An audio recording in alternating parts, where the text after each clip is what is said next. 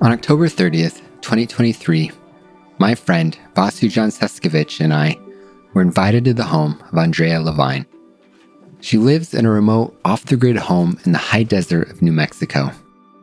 As we drove on the unpaved roads through the sparse desert, I reflected on the influence she has had on my life. Vasu had known her for the last 40 years, but I had never met her before. Ondrea and Stephen Levine were two of the co-founders of the conscious death and dying movement in the United States. And due to my own work in the field, I've been employed, volunteered, and interfaced with multiple hospices and other death-related nonprofits. Whether hearing their names in a training or seeing their books in a hospice library, the teachings of Stephen and Ondrea were always present.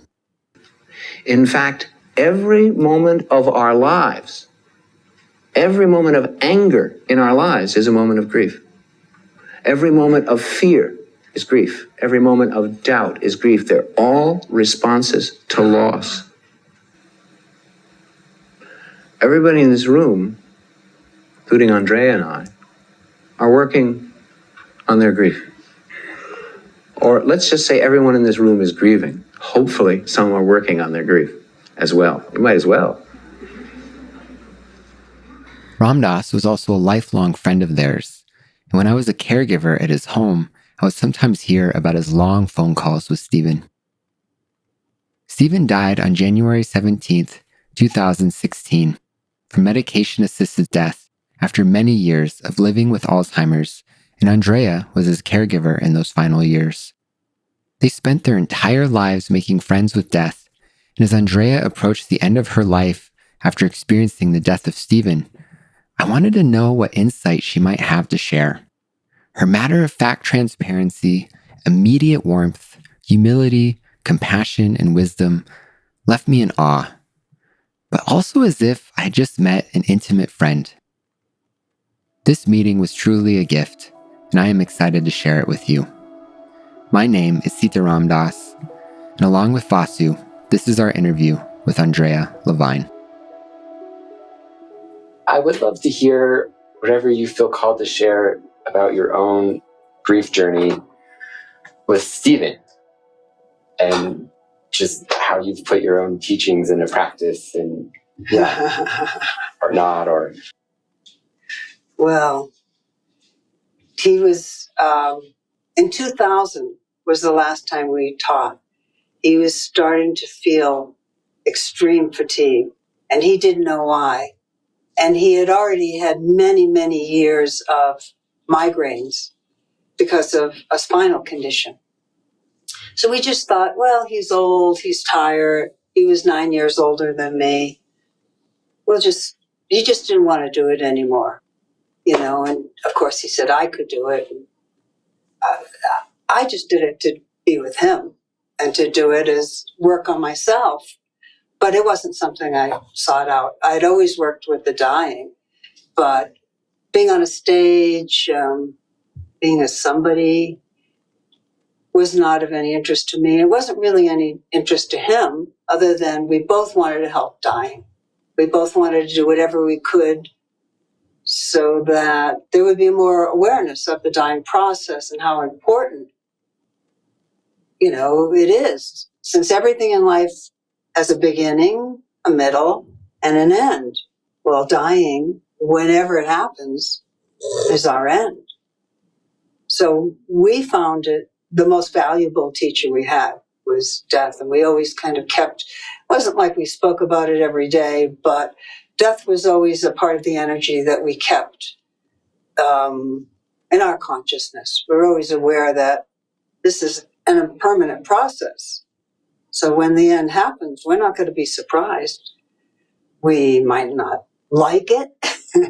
We might choose to keep going, but God, Maharaj, the universe, however you define spirit, you have to follow that. So when it's time to end, we wanted to be as prepared as possible. And in about 2004 or 5, Stephen started having anger issues. Now, Stephen was an extremely loving, compassionate person. I wouldn't say he didn't have anger. Maybe once a year he'd get angry at something. Usually, the frustration we all have, and not at a person, but things build up, silly things build up when we have anger. But he started getting really angry and having things where he'd start raving over silly things. And then he'd question it himself. I wonder why I was raving over this or that. And he had a strong practice. He always said that he was kind of I think he said we did Buddhist practice. Buddhist in the sense of mindfulness, meditation. But he would say that he had a Hindu heart. Maharaji and loving kindness and feeding people. And that was our balance. Our balance was grounded in wisdom and grounded in heart, and try to find the balance of that. And as years went on, then he started raving at me. And my practice was to stay grounded, relayed as much from my heart. And I would tell him, this is the disease talking. This isn't him. He adored me. I was his beloved. He was my beloved. I mean, God was the pinnacle, if you want to say that. But we were each other's path for awakening. So, he'd be very sorry, and he'd say, I don't know why I got so mad, and blah, blah, and it went on, and it got nasty at times. But again, that was the disease. I saw it as the disease. I'd stay grounded. I breathe in and out of my heart. And when it got too much, and it did sometimes, I'd go out and take a walk in the woods. I'd put my hand on my heart, and I'd say, I'm going to go out for a walk. I'm sorry I've hurt your feelings. But, I need some time out. And I'd go out, I'd cry, I'd scream, I'd hug a tree. This went on for some years. And I decided, well, I need someone to talk to. I don't have best friends. He was my best friend, right? And Ram Dass was his best friend. So it didn't really leave. We knew, because we chose a relationship of hermit and practice, we knew that one of us was going to be screwed. One of us was going to have a very hard time. And I knew it was me, and that was fine. In a sense, I was stronger than he was. I was more naturally a Buddhist, grounded, kind of cool type. And he was a highly emotional type. As years went on, decades went on, we kind of switched. And he became cool, and I became emotional. And we'd kind of switch back and forth until we found our place, our ground. One of the things he used to say is the two of us made a whole person. And we would laugh about it, because the two of us together with our weaknesses and strengths, right? And now that he's gone, I think the reason that I'm still here is because I needed to be a whole person. I needed not to rely on Stephen, Maharaji, Ram Dass, or anyone to become whole. I had to become whole by my own self-forgiveness, my own self-love, and just following my path. When Stephen and I met, I chose to follow his path. He'd say, this is the ride I'm going on. You want to come? And sure, of course, I loved him. But then I needed to follow my path. So as he got sicker, finally in 2010, he said, I never said a word. He said, I want to go get my brain checked out. We went to a highly thought of neurologist, and the neurologist said, you have Alzheimer's, you have dementia. And Stephen didn't, say much of anything, but when we got in the car, he said, in a very unfriendly way, if you ever mention the word dementia, because, what a shock. Brilliant, brilliant guy, highly compassionate. He knew the Bible inside out. He knew the Ramayana. He knew so much about so many things. He knew all the Buddhist great books and the Hindu great books. And so he knew what was in store. And of course, I wasn't going to say anything, but he was also getting highly paranoid. And paranoia is really difficult to live with because he'd never been like that. Neither of us had ever experienced that. And at one point he turned to me and he said, I want to leave. And I said, okay, because I stay grounded, stayed in my heart. I'm talking to the disease. I love him, but I'm talking to the disease, and the disease is irrational at times. And he said, I want to go someplace else. I want to go where someone will take care of me. And I said, I understand, but can I ask you, a couple questions? And he said, sure. And I said, well, have I always taken care of you? And he said, yeah, always. I said, have I ever let you down? Just ever, for a moment, ever. He said, no, never have. And I said, well, is there something I've said or done to make you feel that I won't be there for you? And he said, no, I just know you won't. And I said, okay, well, I want you to take some time and think. And, I had a pencil and paper, and I'd say, here's a pencil and paper, because he had stopped writing years before. And I said, you just tell me anywhere you want to go, anyone you want to be with, and I will make sure you get there. I might not take you, but I'll make sure somebody loving takes you. And I'll just send you an allowance, or we'll sell the place. I tried to cover everything I could cover. Never mentioned it again. He just forgot about it. So my practice was to be present. The only way to work with things like Stephen's brain dementia, someone else's pain, is to work on yourself and to be grounded in heart. I tried for years to be this wise woman. I don't have it. I'm profoundly dyslexic. Sometimes wisdom will come out, ooh, great, and I'm as happy and surprised as anyone. But really, the truth is, what's our energy? What do we share? It's heart, it's love. I'm willing to forgive myself than other people are willing to forgive themselves. If they choose not to do it, that's their choice. But I have a choice every single day. I can choose to see things in a loving way, even if it's chaos, even if it's twisted. I can choose to say, what will I learn? What will I gain from this? This is work on myself. I don't want to change you. I don't want to change anyone. But if you come to me and say, can you tell me what you've done to feel better, give yourself more confidence, handle the confusion of the world? I'd say, love, I don't know. And I don't mean the ushy-gushy, I love you, but I don't love her, or I love her, but I don't love this dog, or I love this dog, but I can't stand people that are like Trump. No. If you're in the state of being, which is love, a state of being that's love, anybody who walks into that state when you're in it, you are literally in love with. If it's Trump, I'm in love with Trump. If it's Hitler, I'm in love with Hitler. And so Stephen's Alzheimer's went on. He got stronger and he got happier.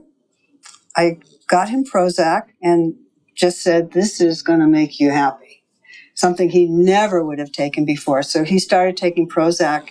And the last 6 weeks before he killed himself, and it's, not uncommon that when somebody's, the depression lifts and their energy's up and they're feeling good, then they have the wherewithal to kill themselves. And even though we'd made an agreement, he was going to tell me when he did kill himself, he didn't. And he left me a note saying, it was time to go, which he needed it. His dignity was to have control. But he would have lived on quite a bit longer. He had a very strong body, but he didn't want to live like that. I mean, he said, do you want to keep living with this mind? Because he could be extremely clear. And I said, yeah, I'll live with this mind. I'll take care of you to your last breath. Of course, that's what we do. But he started feeling he was too much for me, which it was kind of interesting because I'd say 3-4 years before, there were times, whoa, he was too much because he was nasty. And here's this person who adored me saying these, not friendly things to me. But that's the disease talking. Who he was adored me. I could, in my wildest dreams, I could never have imagined how loved I could be until I was, Whew. So I'm grateful for all of it. But honestly, it took me about 3 years before I was grounded again from the time he left. As much as people, I got some judgment. I noticed some judgment even in myself from time to time. Whoa, it's taking you a long time. That's what it took. Whatever it took, it took. And you can't judge it. You have to just stay with the process as it is. And I think because of it, I'm clearer. I've learned so much. Boy, talk about learning about patience. Whoa, I needed to learn about patience. You have to be extraordinarily patient to not want to strangle that person you're with. Briefly. Yeah. A quick strangle. I heard you say online, you realized that Stephen was your ground, and then you had to learn to be your own ground. What can you say about that? Like, what does that mean? Like, if someone has ever heard that term grounded, like, what do you mean by that? Yes, I know what you said, and I was literally lost in space. He was my ground. So what I mean by that is, grounded person it's like when you put both your feet on the ground, and you kind of intentionally, I feel the ground beneath my feet. There's actually literally an energy, magnetic connection we have with the earth. We're part of the earth, we're dirt, we're this, we're stardust, all the stuff they say. So you ground to that energy. So you just put your intention, you feel your feet on the ground, and you intentionally say, I'm going to ground to the earth. I'm in form, I'm part of the earth. These are part of my lessons. So I will ground to the earth. And after you do it for a few times, you feel a magnetic connection, a literal grounding, because you are part of earth energy. I never did that. I grounded with Stephen. Stephen was this very grounded, solid person. So I grounded through him because I'm an energy person. And for me, it's more natural to be out of body than to be in body. So when you're solidly grounded, you are solidly in your body. You feel yourself connected, and it becomes just a natural thing after time. But I didn't even realize how ungrounded I was until he died, let alone that you have these energetic cords that literally connect you to the people you love. And those cords start to rip away. The dog is snoring very audibly. Oh. It's so cute. I forgot. Yes, I wear earplugs because he snores so loud. Get down, Sam. So yeah, let's see. Oh, no. I like this, this kind of rhythm is just so natural. Well, I never cared for the kind of things we did when there were sound bites. Like you go on TV and they'd say, now say something wise in 3 minutes. Now, Stephen could do that, but I would just say, I'm just going to sit here and send love to somebody. I'm not going to do that. Let's see can you go down there, Sam? Sam, come on. Come here. You see a wooden baby gate? Oh, no, I think I probably put it back here. Okay, stay. You were talking about finding your ground and the energetic cord. Yeah, so I start my day with grounding. I end my day with grounding. And in between, as I remember, I ground too. And I do the physical grounding, like feeling myself. And I've been doing it now for so long, it just takes seconds. And then I'll usually breathe in and out of my heart, make sure my heart is open to whatever is happening, because my heart's open. I can see clearer. I make clearer decisions. I tend not to see things in a negative way. I see things in a way that's more helpful for my process, and for the people, because I still work with the dying, and I want to be as helpful and grounded for them. Yeah. Something else I'm, I guess, interested to know, because you're also still in relationship with Stephen, and as you said, that's been changing over time. What can you say about that? Just how you relate to him now, how you did in those first few years after he died, and how that's changed?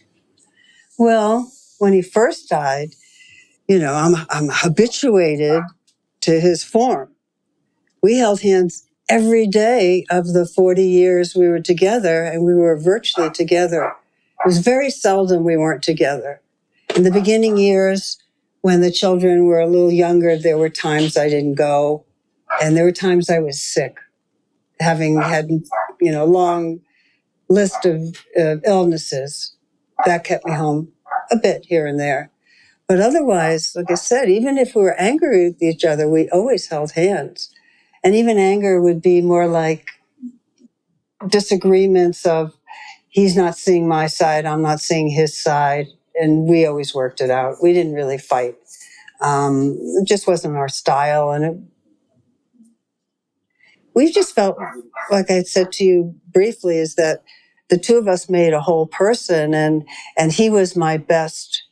I never doubted that he had my best interest at heart until he had Alzheimer's. And then, of course, and I don't think he ever doubted that I did. We were just, from the moment we met, this is Maharaji's grace. Maharaji told us we were going to be together. And Stephen, having known who Maharaji was, believed. I didn't believe whatsoever. I didn't like gurus. I didn't like anything to do with them. I didn't like anyone telling me what to do. I appreciated great wisdom. I'd read as many books as I could understand of the great teachers. But here's this person who's telling me, and I didn't believe it. And I just kept I thought it was like an old Jewish relative. And I thought, this looks like my grandfather. I thought it was my father's father. And I don't know why I'm dreaming. And he's saying, you're going to marry this guy. You're going to marry this guy. And I thought, well, he's telling me what to do. I was pretty arrogant. And I especially, like I said, I didn't like that guru type or somebody who thought God was in form when I thought God was everything that was formless. But it was true, and I did end up marrying him. And Stephen and I had both had very many experiences of what we would call Maharaji's grace teachings. And I learned to see God as much more broadly, that I could see God in form with a person who's very saintly and very extraordinarily loving and so forth. But I still saw God and still see God today as something beyond words. I just see, as Stephen used to say, he was very comfortable with the word God because he could see no place in the world that this energy was absent. And he would say it more poetically. And I see the same thing. Everything is God. And I also count on the feeling I have and always have that it's a merciful universe. Doesn't mean the lessons that I would call lessons grace are always pleasant, because we've all had things that wounded us and very unpleasant lessons. But if we pay attention, it brings us closer to that grace, that love quality that is beyond emotion, that is a state of being that's, I believe, in my experience, available to everyone at any given time if you choose to work at it, practice it. Why one person maybe can understand and expand that state of love at a younger age or an older age, or someone strives their whole lives and they never get to whatever their idea of great loving expansion is, I don't know. That's God. I don't know. But I know in the times I've had what people might define as, we like the word enlightenment more than enlightenment. Enlightenment, the gradual lightening of this density of being into the heart of the universe, the heart of the matter. And that feels kinder to me and more merciful, where enlightenment can be highly difficult experience if you haven't had the incremental, because it can be all of a sudden everything you think of as the world has changed. We're not talking good, bad, or indifferent. We're just saying, whoa, all of a sudden you see the world and all illusions. That's a sledgehammer. But enlightenment, that you gradually expand as your consciousness expands because of the mercy of God or the mercy in the universe, allows you to see incrementally. Now, some people do get a big bam, but I think that's very rare. And I'm very skeptical of people that say they're enlightened. I'm highly accept. It doesn't mean it's not true, but in my experience, people have profound experiences and they might say, I'm enlightened now. And then I'd say, where's that experience now? How are you every day? How's your anger? How's your anxiety? How's your love? And if all those things are all open all the time, maybe they are. Yeah. I've not met anyone that I see as enlightened in every given moment. No one. Doesn't mean I've met all those people, and doesn't mean I have clear seeing, but I have to trust myself 100%.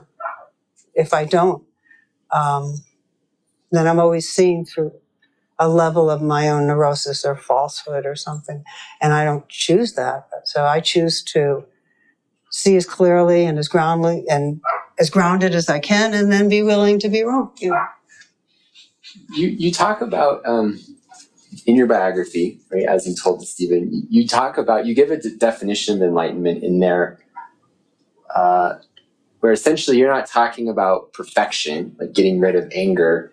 You're talking about the ability to hold anger, anxiety, fear, these states in what you call mercy. You also use other words like loving kindness and other things, but it's interesting because mercy, which is a word you just used, it's something that it seems unique. It's something that you and Stephen use a lot. And what is it like? What can you say about that word mercy, and why is that so important? Well, as an energy, for me, Stephen, if you said to him mercy, he probably could speak to you for an hour about all the qualities of mercy and how it reflects and how it works in the world and all of that.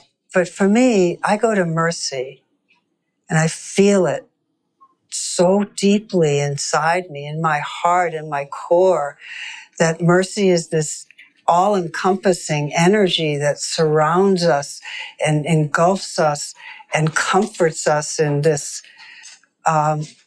So I have this sense of what it is inside me, and I feel that. And I take that feeling and I try to, my intention is to send that feeling out. So whoever is around me, who hears me, it's done within an all-encompassing, nurturing compassion. I mean, I was born to work with the dying. I was told this was my job. I used to say, with Stephen and Ram Dass, they had a Hindu way of framing things. And so their frame for me was, oh, well, what Ram Dass said, oh, you're the dying aspect of the mother. I don't know. And Stephen liked that. And they really liked that. And they'd call me Ma, and they'd reinforce it. But what I've seen now is, and I took that in and I thought, sure. But the mother didn't fit the kind of woman conditioning I had. I was not a great mother. I've learned over decades to be a terrific mother. But as a natural mother, no. Stephen was a natural mother. Stephen was my mothering influence. I, if anything, was a natural, what people might say, father. I had a cooler kind of conditioning. I didn't get lost in people's emotions and lost in their fears and lost in their stuff. Stephen would be lost constantly in people's emotions and fears. Through time, we found a balance, and neither one of us became lost in all of that. But nature-wise, Stephen was my mothering influence. So after he died, I started thinking about that. And I remember I said to Mirabai Starr, one day I was talking to her, and I said, well, Ram Dass and Stephen said, I came in as the dying aspect from the mother. And they were like, and she was like, really? And I said, I know, nothing, this never occurred to me. This is not something I wanted for myself. I was pleased because it seemed like that was positive. That was a nice thing.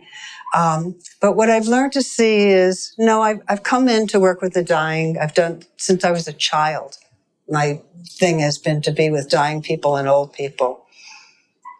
So if the mothering aspect is very nurturing and compassionate and merciful, then that's the aspect I bring to the dying. But does it mean I'm the mother? No.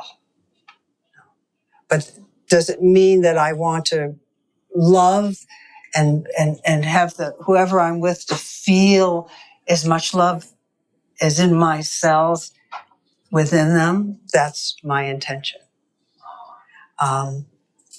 As an aside of all this, just because it came up for me, 3 weeks after Stephen died, I was laying in bed and sobbing as I was day in and day out because the immensity of this person that I could always touch, not being there was huge, and I couldn't touch him. And he energetically walked into the room. I don't care whether anyone believes me or not, but energetically, all of a sudden I feel and see, I see energy. I don't see anything else. I don't see, I can't close my eyes and see a horse because my mind thinks of a horse. I'm mind blind, but I see energy. I see energy between us. I feel it. I see it. I am it. And he energetically came into the room, and his voice was as clear as he was standing next to me or sitting next to me. And he said, it's going to be okay. It's okay, O. And O is what he called me. That was my nickname. And I just knew in that moment, of course, I knew intellectually, but the pain of your heart being torn apart, as most of us know, we lose our best bud, our best dog, our beautiful whatever in our life. It's painful. And from then on, I got my ground. And if that didn't happen, I still would have gotten my ground because I have a strong practice. But I think he just helped me along because it was so difficult. I mean, I always I used to have this image of Ram Dass and Stephen holding hands and my holding both of their hands. They are holding hands in front of me. And Stephen and I both had dreams of this. And Hanuman, God, Maharaji, whatever you want to call it, was everywhere. And at first, we were just like holding hands in space. And we didn't know where to step because nobody wants to step on God or nobody wants to step on Hanuman. We didn't know what all this meant. But it was like the message got clearer and clearer, and it was just see God everywhere. You're not stepping on God. You are that. And everywhere you step with love and mercy and kindness, and you elevate and expand your own awareness, your own consciousness, your own energy, and everyone around you does it. And that's what this plane is for. This plane is for nothing else. Grab it, take everything you can, expand all your wisdom, but it comes down to the same thing. It's love. It's mercy. It's kindness. Because what is it that we all want? We say, I want it from him or her, or I want it from my animal, or I want it from the world. I want. Maybe we get it. Some of us get some of it. But what is the core? We get down to the core and we're all alone and we're feeling our wretchedness, instead of feeling our worth and our love, we start giving ourselves what nobody in my life gave it to me. We start giving it to ourselves, and little by little you build it. The mind is just a machine. It believes it. If you want to tell it you're wretched, the mind will think you're wretched. If you want to tell it you're worth something, the mind will believe that too. But you got to stick with it, you know. But it isn't every mind, if they're honest, every single mind, and I've met some of the most profound, wise people, will have wretched thoughts. Sure. You know, you can't help it, right? I mean, society, your family, your friends, let alone horrible experiences. This is a tough plane. Just to even make it to old age, you know, volitionally is a feat. Ram Dass, he had a practice. I mean, it was a state that he embodied and a practice he had in that last decade of loving everything. And that included the immense physical pain in his body, and he talked about loving his dark thoughts. And that, you know, that just feels so accessible, right? Like that's something I could start practicing right now. Yeah. The thing is, you don't push anything away. All right. So for me, like, I felt like I was a wretched mess. And I think other people at certain times in their life feel like wretched messes. I thought, well, if my family thought I was a jerk or couldn't stand me or wanted to get rid of me, physically tried to get rid of me, then they must be right? Because you're a little kid and you're just thinking, what is going on? But these people that have you, they don't want to feed you. They just want to abuse you. And everybody goes through the difficulties they go through. But you get to a certain point and you think, well, I have a choice. I could keep going with this, or I can make other choices. So you can, it's all baby steps when you're young and you start. And like when I was young, there was Primal Scream, there was Fritz Pearls, there was all these different things. I tried them all. I wouldn't see any of them where like, bam, I'm cured, she's healed. But I learned a little bit about myself from everything. And I was a seeker. I wanted God. I didn't know what God was, but I wanted God. I thought, well, if I'm so awful and I'm so wretched, then whatever God's supposed to be, and when I grew up, it was Jesus. Jesus forgives everyone. Jesus loves everyone. So if I love and learn about Jesus, then maybe I'll learn to be a better person, because I don't know what I'm doing wrong, but I'm doing something really wrong. And I just followed that path and went from there. I went to every church. I went to every different type of treatment that I could, get for free. I didn't have psychotherapy because that was for people with money. And then I just started to pay attention. When you watch your own self-hatred, when you see how judgmental and how horribly tough you are on yourself, by watching how tough you are, you learn to be loving. Because, if I couldn't see it as me, but I saw it as you, and you said to me all the things I said to myself, oh, you're just a piece of shit, and you're not this, and you're not that. You think, oh, no, you're my friend, or I like you. So I just watched how unloving I was. And after years of watching how unloving I was, I realized I have to start forgiving myself, because this is going nowhere. The church told me to forgive myself, and other religions, and I tried Hinduism and Buddhism and Jainism. I like the Jains a lot. But for me, I was a goulash. I was kind of like a mix. So I just took the things that felt I could rely on. I knew I could rely on forgiveness because I wanted it from other people. But how do you forgive yourself? And who teaches you? And who gives you even the self-worth to think that you deserve to forgive yourself? And so, I read all the different self-help books, and I just started doing it.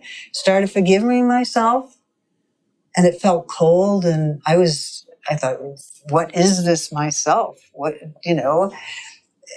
and the books say, use your own name, ask God. And I did all those things. And little by little, when you find your path, whatever your path is, my path was God. My path was love. My path was forgiveness. I could do that. I knew I could wake up every day and do that. Could I be wise? Hit or miss. Maybe on a good day. I read all the great books. I'm extremely well read. I remember virtually nothing. I'm profoundly dyslexic. So when I want to remember something, I can't just remember it. It has to just come up. When I used to say, well, God opens the files. I didn't know what, and then Stephen, like his files were open at all times. Even in the midst of his brain dementia, I could ask him something dharmic and he'd go off into a talk.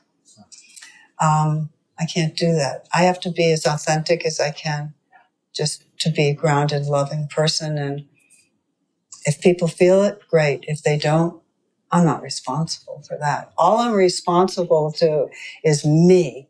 Can I respond to me and whatever I call me and these needs? And, if we're honest, we're just a bunch of thoughts and a bunch of experiences and and we call it a me. We say, I am this, but we're not really quite that. A couple times you've mentioned, continuing to work with the dying. And, and I'm thinking your history, even, like from childhood, you mentioned like that pull and that you still have this pull in 2023. Could you talk about that a little?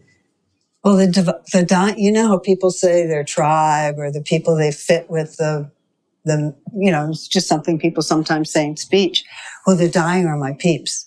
They're my people. Okay. When you have been given a diagnosis, and because of your work especially, everything gets really, really real. Like all of a sudden there's an intensity in every meal. There's an intensity in every conversation. The world is all of a sudden limited. I am going to die because this authority told me. Now, we all know that we're all kind of dying, going the same way, but when someone tells you to hear it, the voice is a key. One of the reasons we get lost, this is a little bit of an aside, but one of the reasons we get lost in the world of mind is because we can hear ourselves. Because we hear ourselves, we think we're real. It's very hard to explain, but if you start seeing that speech is part of what makes us feel like we're this real thing, and this real solid thing is going to die, and oh my God, what am I going to do when I die? And we forget. We're all these moments together, and when we die, it's just as natural a moment as every other one. That's why I say, I know I'm going to wake up dead. And when I say wake up, I mean that literally. I will wake up dead. There's the body. I'm not in it anymore. In case I forgot. Hopefully, I'll be aware, but you never know with drugs and all. So working with the dying is a way for me to give back because, I wouldn't say I'm an expert, but I've had decades of experience.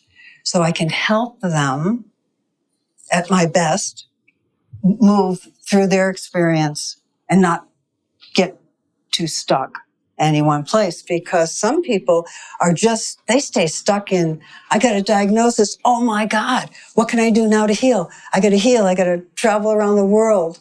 We've heard of people that had lots of money, famous people and all, go all over the world and back to heal, to stay alive, when they could have been using that energy to just expand their love, expand their awareness. So that was their choice.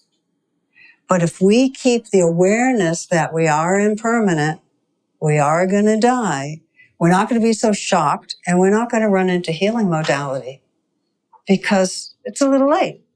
Doesn't mean you can't feel better. Sure, feeling better, get a massage, get some acupuncture, deal with symptoms, of course. Yes. But the reality is, God, the universe is saying, uh-oh, ding, ding, ding. Time to wind down. Time to go further inward, if you haven't, especially. But hopefully, us wounded people have learned decades ago to go inward.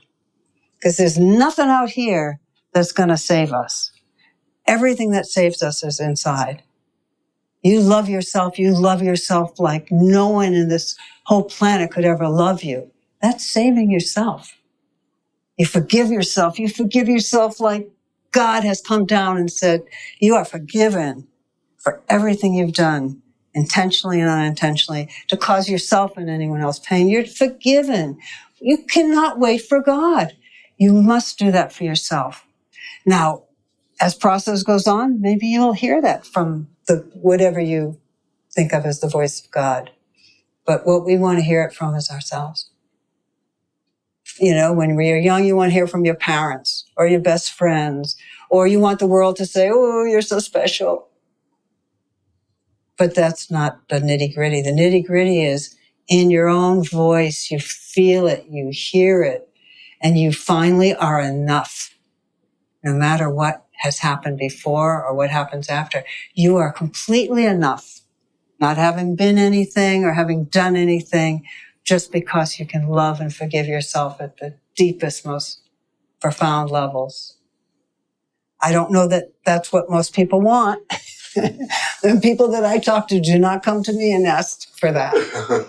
But I see as people get closer to death, the ones that don't want God, it doesn't matter. They still want love. They still want to be forgiven for just, we hold on to our suffering. We have an attachment to our suffering that somehow, I'm nobody. Oh, if I hold on to my suffering and I beat myself up enough, it doesn't go anywhere. Just keep going in circles. And then we get to be old like me and we say, what has that done? Do I love myself more because I beat myself up for 50, 60, 70 years? Even Alexa is talking. I don't know what she's saying, but... She just said something about happiness and success. All of a sudden, Alexa will pick up a word and go off. And I love it because I think, how is this happening? And then people online say, well, you're being recorded, listened to. And then if that's true, I just say, I love my government. I love God. I love, I'm remembering an early workshop with Stephen talking about this person in San Francisco who was really sick. They called together a whole number of healers, and they had this incredible healing session. You might remember, and it's like everybody was impressed that this was really the real McCoy healing. And then the next day or two, he developed 20 new tumors. And it just that kind of like, Stephen reframed it as the tumors were part of the healing. Absolutely. Because we have a, schematic in our mind. And for most of us, we're in a body. So healing means I'm going to get strong. I'm going to be vibrant. I'm going to do what I did yesterday or the day before. And sometimes healing means you stroke out and have a cerebral hemorrhage, or your tumors come up because you're just getting closer to God is coming. God is going to take us. And if you don't believe in God, then whatever the next step is. But everywhere you look, the reason I live where I live is because impermanence is blatant. The trees, they get beautiful and the buds come out and the leaves come out and then they turn a color and then they die and they wither. And I'm constantly faced with the changes. How can I possibly pay attention and not see that I am that? I don't know. I've always been a weird person by average standards of what a woman's supposed to be or a person's supposed to be, because I love dying people and I loved old people. And people would say to me, even since I was young, well, you must be morbid or you must be depressed. And I'm the least morbid and depressed person you're ever going to meet. I feel joy. I'm just grateful. I wake up and I think, oh my God's given me another day. I don't know what I did to deserve it, but I'm grateful. And that gratitude just fills me. And that work you've done on yourself. I think all of us, everybody's their own path, you know. I don't know what's right for other people, but I do know that if you don't work on yourself, if you don't find your path, I've been working with some people now for 40 plus years, and they are still asking me the same questions. And I would say this is the majority of people I'm working with. They're still asking me the same questions. They still are making the same poor self choices and thinking it's going to have a different outcome. And I've said it to them. And they're still stuck in it because that's where they're stuck. That's their loop. I get it. I've had my stuck loops too. But if you don't start working on yourself, you can't go and get that once a year hit or that I see somebody, like there's several people I've been seeing, say, twice a year for 40 something years. I talk to psychiatrists. I have several psychiatrist friends that I've been talking to that are still stuck in certain states of mind. It's no judgment. That's just where they are, and that's what they have to work on. But the thing is, they've got to focus on that thing.